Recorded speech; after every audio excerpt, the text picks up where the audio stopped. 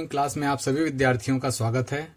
बच्चों, आज हम 15.5 प्रश्न संग्रह हल करेंगे। यह प्रश्न संग्रह अनियमित आकार से संबंधित है। हमें अनियमित आकारों के क्षेत्रफल को ज्ञात करना है। बच्चों, आप लोग देखे होंगे भूखंड की खेती का आकार जो होता है अनियमित होता है, अर्थात कहीं न कहीं वह कटा या टेढ़ा या त्रिभुजाकार इस तरह से बटा हुआ होता है। ऐसे आकार वाले आकृति का क्षेत्रफल कैसे ज्ञात किया जाता है, इसे हम इस प्रश्न संग्रह में देखेंगे। आपके प्रश्न संग्रह में एक बहुभुजाकृति आकृति दी गई है, जिसमें त्रिभुज भी है, चतुर्भुज भी है और अलग अलग आकार के हैं। तो इनका क्षेत्रफल कैसे ज्ञात करते हैं, हम इस प्रश्न संग्रह के माध्यम से देखेंगे। हमने यहाँ पर 15.5 प्रश्न संग्रह का पहला प्रश्न की आकृति यहां बना ली है और इस आकृति के माप के आधार पर हमें इस बहुभुजाकृत का क्षेत्रफल ज्ञात करना है। तो बच्चों, यहां पर आप देखेंगे कि यहां पर जो आकृति दिखाई गई है बहुभुजाकृत आकृति, इसमें 1, 2 और 3 और 4 त्रिभुज दिखाई दे रहे हैं और एक चतुर्भुज दिखाई दे रहा है। तो बच्चों, इसमें हमें एक यह त्रिभुज जो समकोणाकार है, दूसरा यह त्रिभुज जो समकोणाकार है, तीसरा यह और चौथा यह। चारों त्रिभुज समकोणाकार हैं। तो हमें इसका पहले क्षेत्रफल ज्ञात करना पड़ेगा। उसके बाद चतुर्भुज, यह आप देख रहे हैं, यह समलंब चतुर्भुज की आकृति दिखाई दे रही है, क्योंकि इसमें दो जो आकृति की भुजाएं हैं यह समांतर भुजाएं दिखाई दे रही हैं, इसीलिए यह समलंब चतुर्भुज है। और इस समलंब चतुर्भुज का क्षेत्रफल ज्ञात करके हम सभी के क्षेत्रफल को आपस में जोड़ देते हैं, तो हमें इस बहुभुजाकृत आकृति का क्षेत्रफल ज्ञात हो जाता है। तो बच्चों, सबसे पहले हम त्रिभुज, समकोण त्रिभुज PAQ का क्षेत्रफल ज्ञात करेंगे। तो सबसे पहले हम यहां पर लिखेंगे कि दी गई आकृति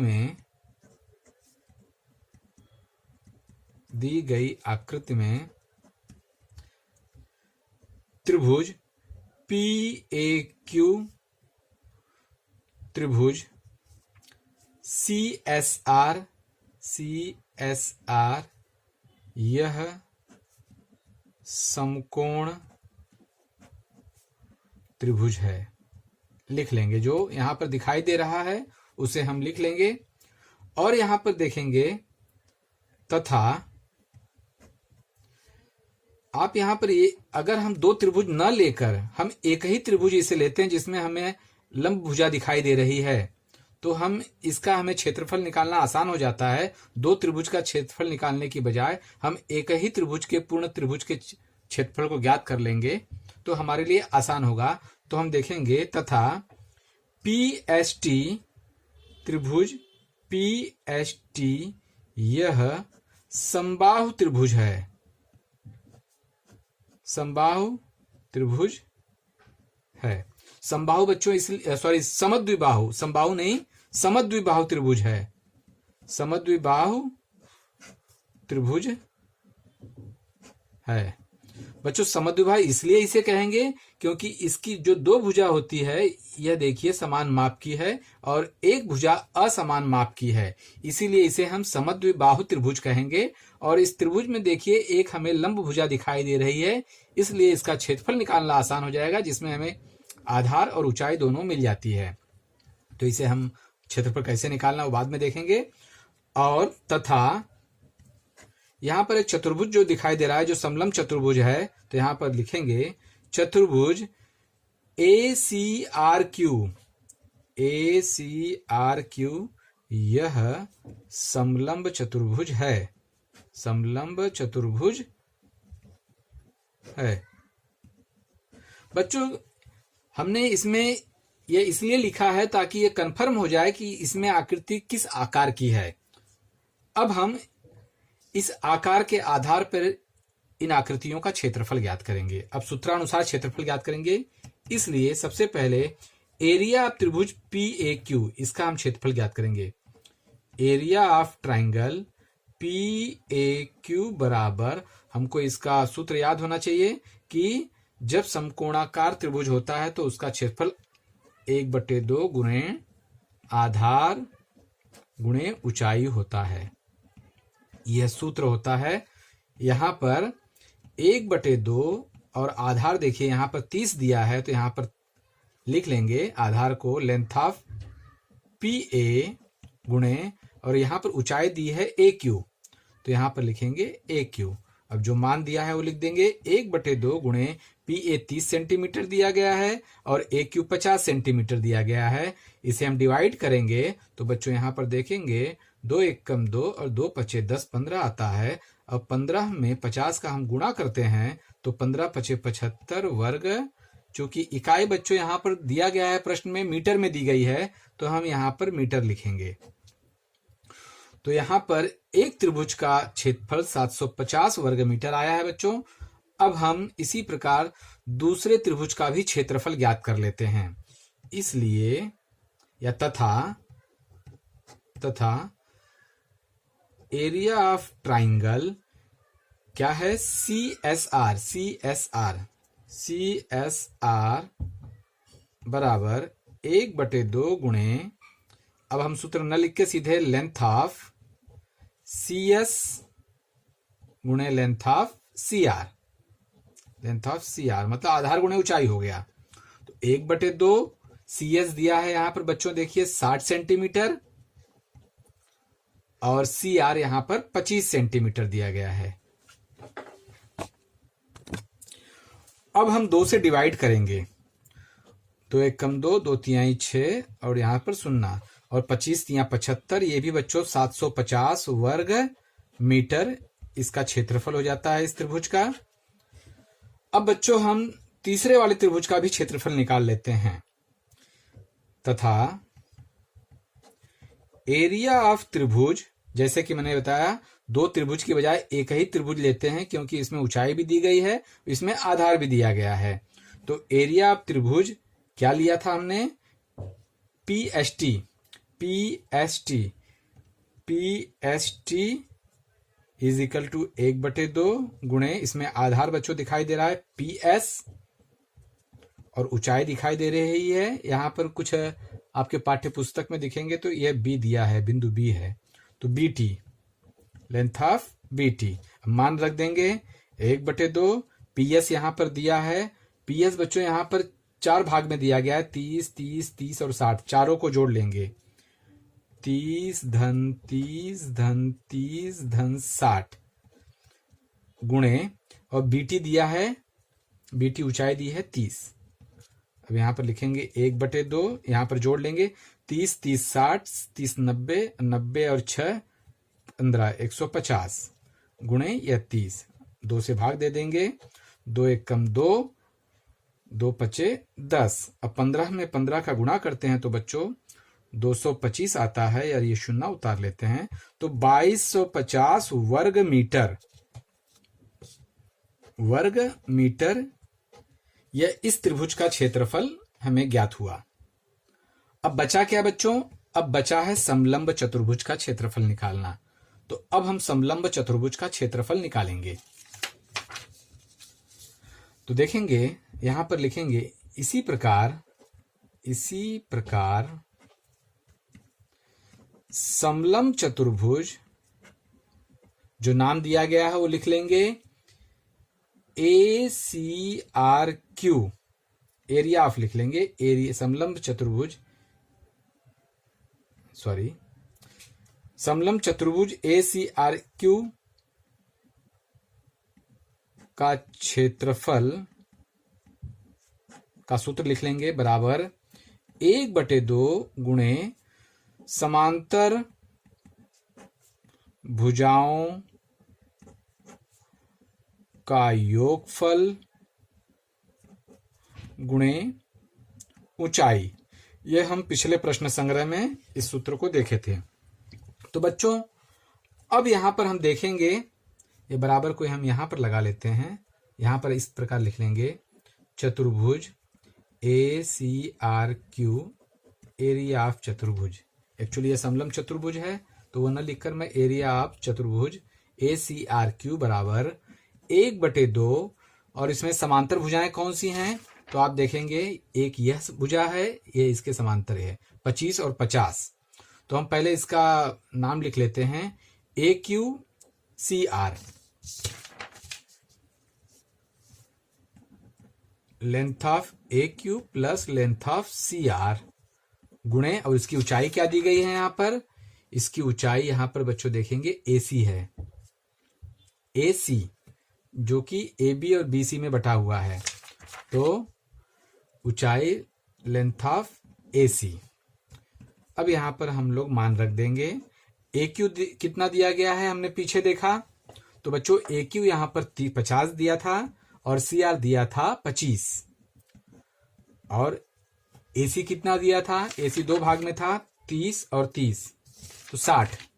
तो यहां पर हम 60 लिख देंगे। अब डिवाइड करेंगे, 2 एकम 2, यहां नहीं डिवाइड कर सकते क्योंकि बीच में धन है, तो हम इसे डिवाइड करेंगे, 2 तिहाई 6 शून्य, और इसको जोड़ के 30 से गुणा कर देंगे। 50 में 25 जोड़ेंगे 75 गुणे 30, तो गुणा करके देखेंगे बच्चों, 3 शून्य उतार लेते हैं, 3 पचे 15 को 5 हासिल गया 1, 3 सत्ते 21, 2250 वर्ग मीटर इसका भी हमें क्षेत्रफल ज्ञात हो गया। अर्थात समलंब चतुर्भुज का क्षेत्रफल 2250 वर्ग मीटर ज्ञात हो गया। बच्चों देखेंगे इस प्रकार हमें चारों 1, 2, 3 और इस त्रिभुज का चारों आकृतियों का क्षेत्रफल ज्ञात हो गया है। अभी सभी आकृतियों के क्षेत्रफल को हम जोड़ देते हैं तो इस बहुभुज आकृति का क्षेत्रफल ज्ञात हो जाएगा। तो हम इसे इस प्रकार लिखेंगे, इसलिए बहुभुजाकृति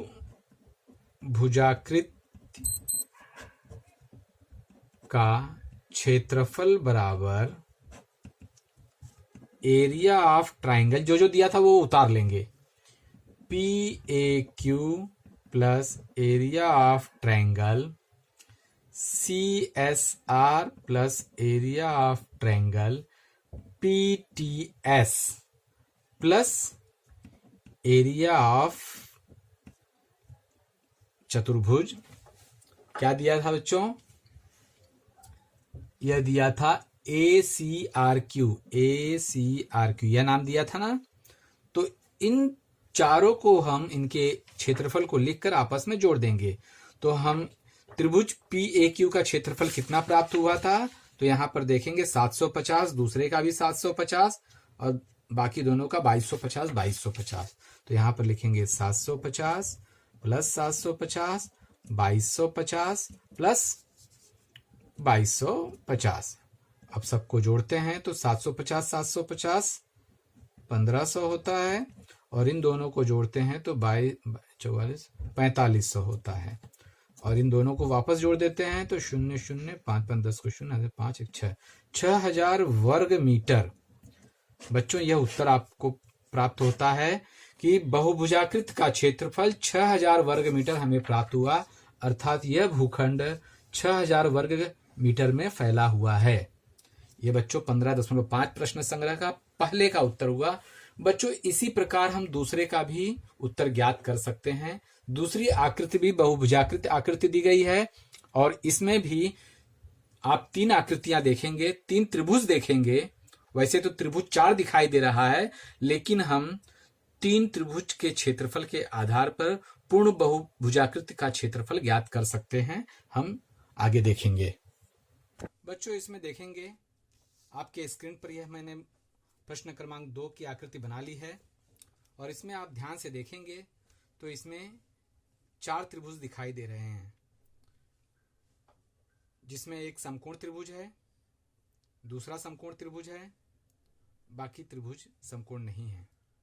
तो बच्चों हमें 3 त्रिभुजों के क्षेत्रफल से भी हम इस बहुभुजाकृत का क्षेत्रफल आसानी से ज्ञात कर लेंगे। वह कैसे, हम यहाँ पर देखेंगे। सबसे पहले हम इस आकृति को देखकर जो दिया गया है उसे लिख लेंगे। तो हम यहाँ लिखेंगे, दी गई आकृति में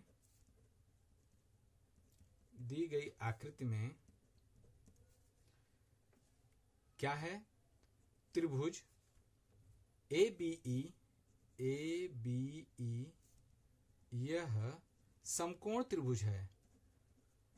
समकोण त्रिभुज है। क्यों समकोण त्रिभुज है? क्योंकि इसमें एक कोण 90 अंश का दिया गया है, कोण ए यह 90 अंश का है, इसीलिए यह त्रिभुज समकोण त्रिभुज कहलाएगा। तथा BCE त्रिभुज BCE एवं त्रिभुज CDE यह दिया गया है। इसलिए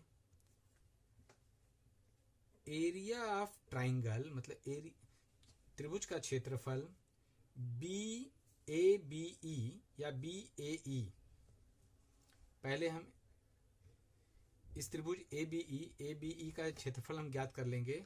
तो त्रिभुज ABE हमने यही लिखा था यहाँ पर ना, ABE, तो इसका हम क्षेत्रफल ज्ञात कर लेंगे। तो हमें सूत्र मालूम है, समकोण त्रिभुज का क्षेत्रफल जब निकालते हैं तो यहाँ पर 1/2 गुणे आधार गुणे ऊंचाई, यही सूत्र लिखते हैं। तो यहाँ पर 1/2 ज्यों का त्यों, आधार यहाँ पर हम मान लेंगे बच्चों। लेकिन इसमें एक बात ध्यान देने वाली यह है कि इसमें हमें आधार तो दिया गया है लेकिन इसकी ऊंचाई हमें ज्ञात नहीं है, इसीलिए हम यहाँ पर आधार तो लिख देंगे 24, किंतु ऊंचाई दिया नहीं है। तो ऊंचाई की जगह पर हम अभी रिक्त जगह छोड़ेंगे, पहले हम ऊंचाई ज्ञात कर लेंगे। तो ऊंचाई ज्ञात करने के लिए हमें ध्यान देना है कि यह समकोण त्रिभुज है और हमें ऊंचाई ज्ञात करनी है। तो ऐसे समय में हमें पाइथागोरस प्रमेय लगाना पड़ता है, जिसमें 2 भुजाएं दी गई होती हैं तो तीसरी भुजा आसानी से ज्ञात हो जाती है। तो हमें इस प्रकार ऊंचाई AE ज्ञात हो जाएगी। तो वह क्या है, तो सबसे पहले हम थोड़ा सा जगह छोड़ के हम यहाँ पर लिखते हैं। इसे पहले भी निकाल लेते तो भी अच्छा रहता, चूंकि हमने लिख दिया है इसीलिए हम यहाँ पर निकाल लेते हैं कि त्रिभुज ABE यह समकोण त्रिभुज है, इसलिए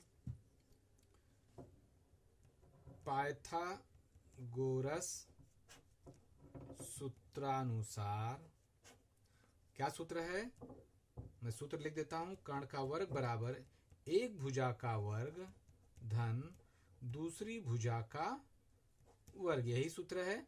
तो यहां पर कर्ण जो है, जो सबसे लंबी भुजा है वह कर्ण कहलाती है, वह 30 का वर्ग, एक भुजा यहाँ पर 24 है, दूसरी भुजा हमें ज्ञात करनी है तो उसको ज्यों का त्यों लिखेंगे।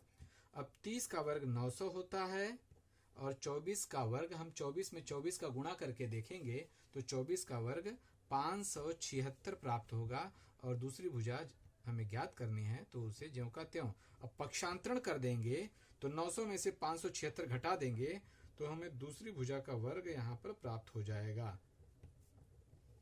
तो 900 में से हम 576 घटाते हैं बच्चों तो हमें 324 प्राप्त होता है।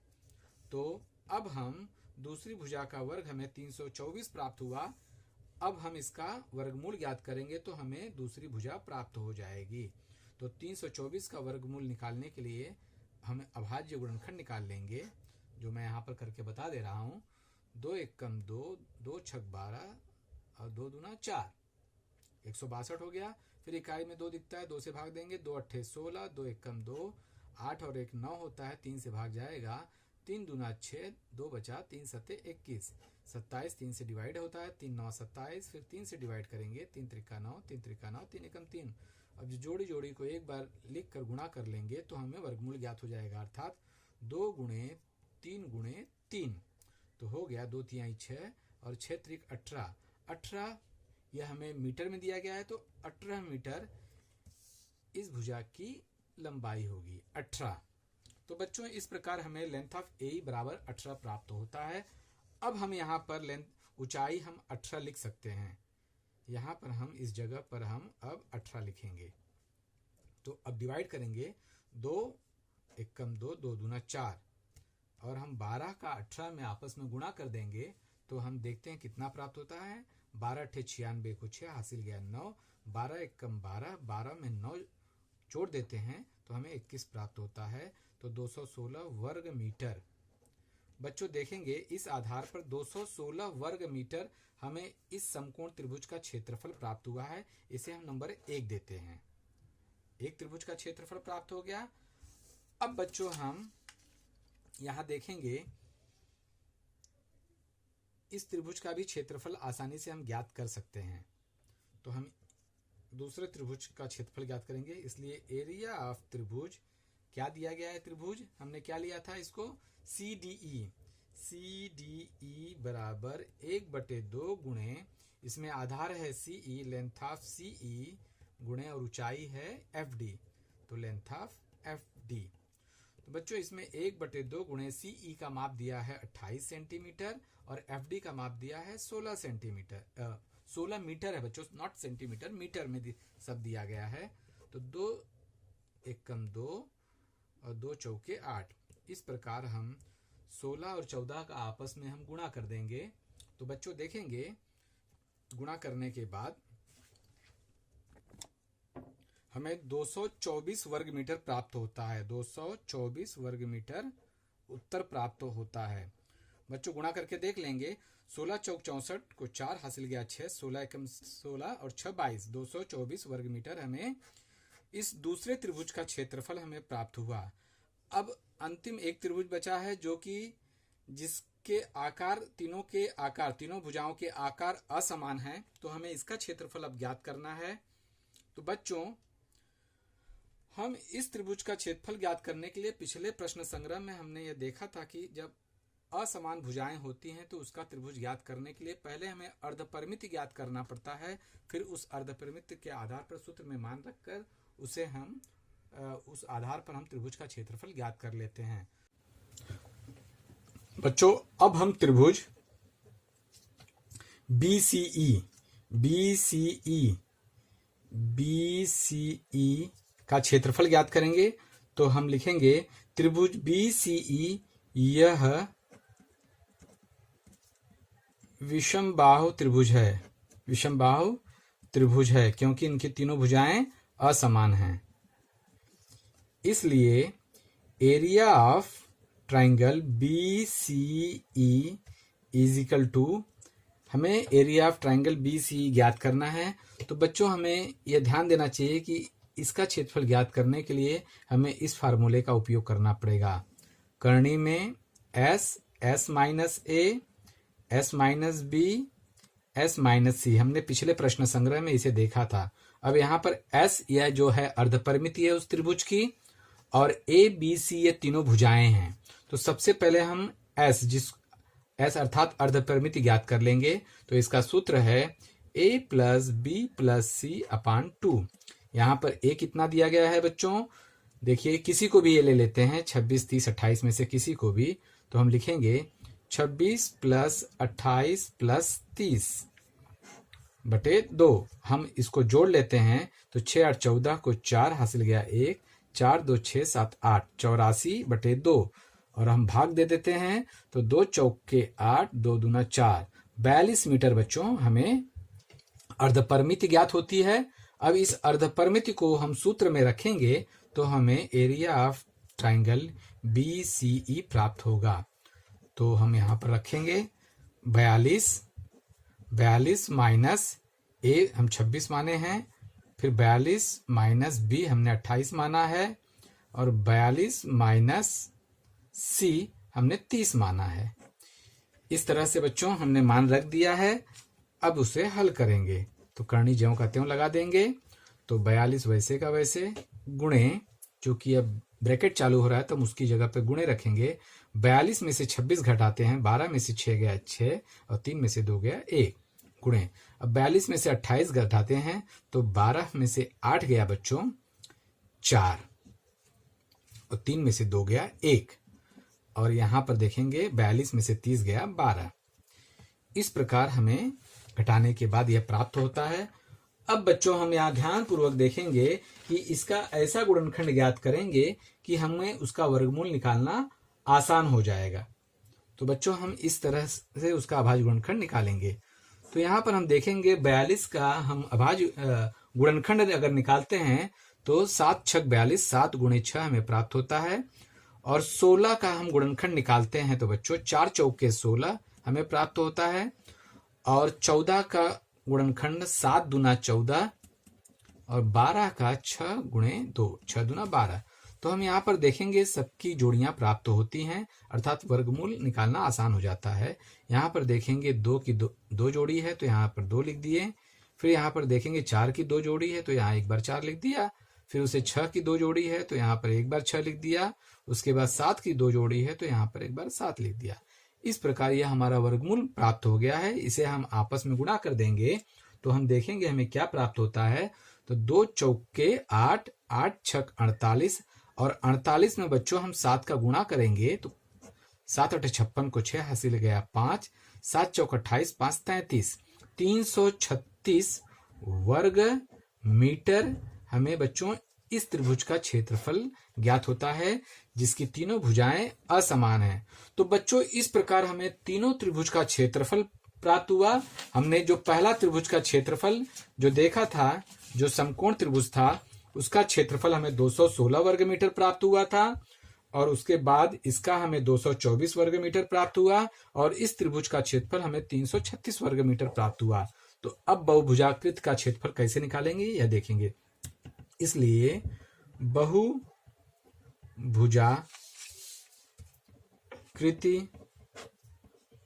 का क्षेत्रफल बराबर area of triangle ABE plus area of triangle CDE plus area of triangle BCE।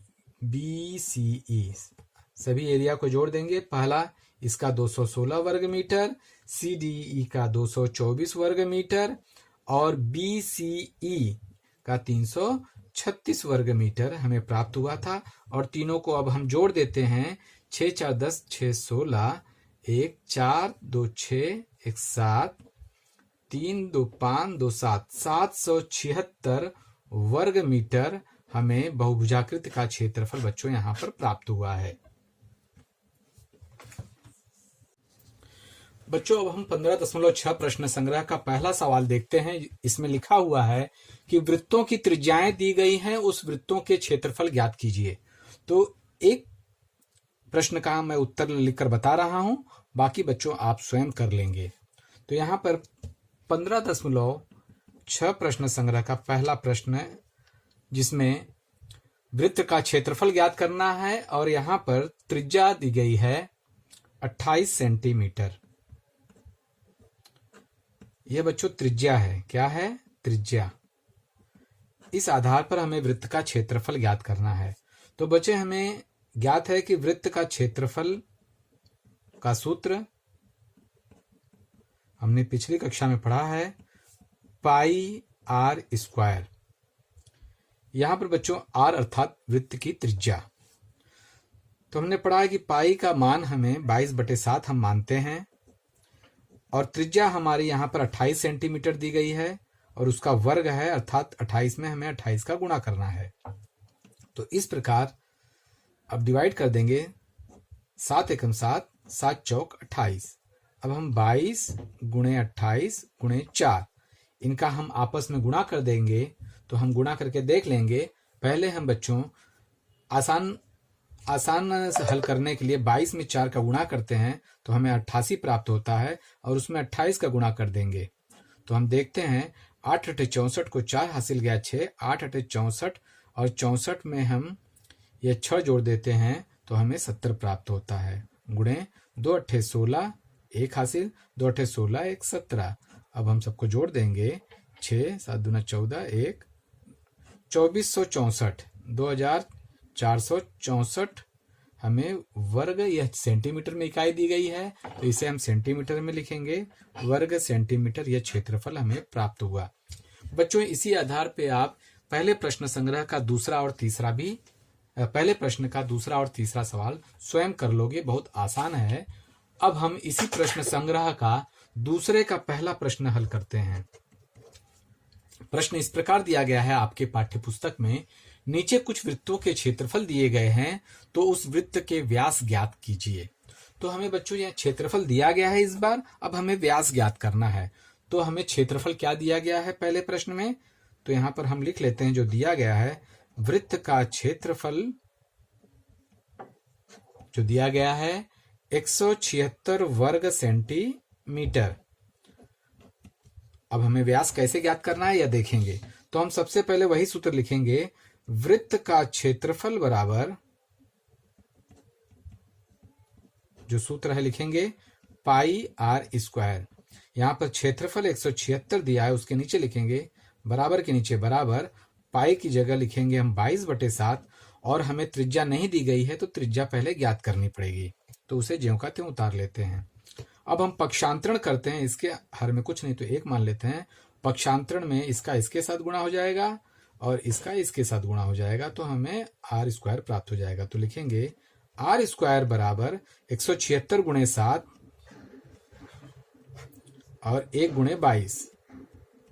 अब हम डिवाइड कर देंगे तो देखेंगे बच्चों 11 से दोनों डिवाइड होते हैं 11 से, 11 दूना 22, 11 एक कम 11, 17 में से 11 घटाते हैं तो 6 बचता है, 66 हो जाता है, 11 छक्का 66। तो हमें प्राप्त होता है आर स्क्वायर बराबर 16 गुणे 7। बच्चों गुणा करने से पहले हम 2 से भी डिवाइड कर लेते हैं, जो आसानी से यहां से डिवाइड हो जाता है। 2 एक कम 2 और 2 अट्ठे 16। अब यहाँ पर गुणा करना कुछ आसान हो जाता है, तो 8 गुणे 7 कर लेते हैं। तो 8 सत्ते यहाँ पर 56, हमें यह आर स्क्वायर बराबर 56 प्राप्त होता है। अब इसका हम वर्गमूल ज्ञात कर लेंगे तो हमें त्रिज्या ज्ञात हो जाएगी। तो आर बराबर करणी में 56 हमें त्रिज्या प्राप्त होती है। यह त्रिज्या हमें सेंटीमीटर में प्राप्त होती है। चूंकि हमें व्यास ज्ञात करना है बच्चों, तो इसीलिए हम लिखेंगे वृत्त का व्यास बराबर 2 गुणे त्रिज्या। तो 2 गुणे त्रिज्या आई है करणी में 56, तो हमारा उत्तर हो जाता है बच्चों 2 करणी में 56। वृत्त का व्यास का जाता है 2 करणी में 56 सेंटीमीटर। तो इस प्रकार बच्चों दूसरे का पहला प्रश्न का उत्तर मैंने यहाँ पर हल कर दिया है। बाकी प्रश्न को आप हल कर लेंगे। अब बच्चों आप अपने पाठ्य पुस्तक में देखेंगे प्रश्न क्रमांक 3। इस बच्चों प्रश्न क्रमांक 3 में आप ध्यान से देखेंगे तो प्रश्न यह दिया गया है कि किसी वृत्ताकार बगीचे का व्यास 42 मीटर है, उसके बाहरी ओर से 3.5 मीटर चौड़ाई का रास्ता है, तो उस रास्ते का क्षेत्रफल ज्ञात कीजिए। बच्चों आपके पाठ्य पुस्तक में यह आकृति बनाई गई है, जो बगीचे की आकृति बनाई गई है। जो अंदर वाला जो वृत्त है यह बगीचे का वृत्त है, और जो बाहर का वृत्त है वह उस रास्ते का बाहरी भाग है। तो इसमें हमें यह दिया गया है कि इस अंदर वाले वृत्त का व्यास 42 मीटर दिया गया है, और इस बाहरी भाग जो आप रास्ते का भाग जो देख रहे हैं चौड़ाई 3.5 मीटर दी गई है। बच्चों पहले हमें इस प्रश्न में आप स्वयं हल करना है, लेकिन बहुत सरल है। सबसे पहले हम इस आंतरिक जो वृत्त है उसकी त्रिज्या को हम ज्ञात कर लेंगे। 42 का आधा करके 21 हो जाएगा, यह 21, और इसकी चौड़ाई 3.5 मीटर दी गई है। 21 और 3.5 को हम जोड़ देते हैं तो बाहरी वृत्त की हमें त्रिज्या ज्ञात हो जाती है बच्चों। तो जब बाहरी वृत्त की त्रिज्या ज्ञात हो जाती है तो हम रास्ते का क्षेत्रफल आसानी से ज्ञात कर लेते हैं। सबसे पहले हम आंतरिक वृत्त का क्षेत्रफल ज्ञात कर लेते हैं, जिसकी त्रिज्या 21 सेंटीमीटर रखकर। उसके बाद हम बाहरी वृत्त का क्षेत्रफल ज्ञात कर लेते हैं, जिसकी त्रिज्या 21 में 3.5 मीटर जोड़कर जो हमें प्राप्त होता है वह त्रिज्या मानकर हम उसका क्षेत्रफल ज्ञात कर लेते हैं। और बड़े क्षेत्रफल में से यह छोटा क्षेत्रफल जब बच्चों हम घटा देंगे तो हमें उस रास्ते का क्षेत्रफल ज्ञात हो जाएगा। बच्चों इसे आप स्वयं प्रैक्टिस करेंगे और यह सवाल आसानी से हल हो जाएगा। और उसके बाद चौथा प्रश्न यहाँ पर देखेंगे, एक वृत्त की परिधि 88 सेंटीमीटर है, तो उस वृत्त का क्षेत्रफल ज्ञात करना है बच्चों। तो बच्चों वृत्त की परिधि मतलब जो उसकी बाहरी जो रेखा होती है उस वृत्त की, उसे हम वृत्त की परिधि ज्ञात कहते हैं। तो वृत्त की परिधि का सूत्र है बच्चों 2 पाई r, जिसमें पाई का मान 22/7 होता है। इस आधार पर हमें त्रिज्या ज्ञात होगी, और त्रिज्या ज्ञात होने के बाद बच्चों हम उस वृत्त का क्षेत्रफल भी आसानी से ज्ञात कर लेंगे।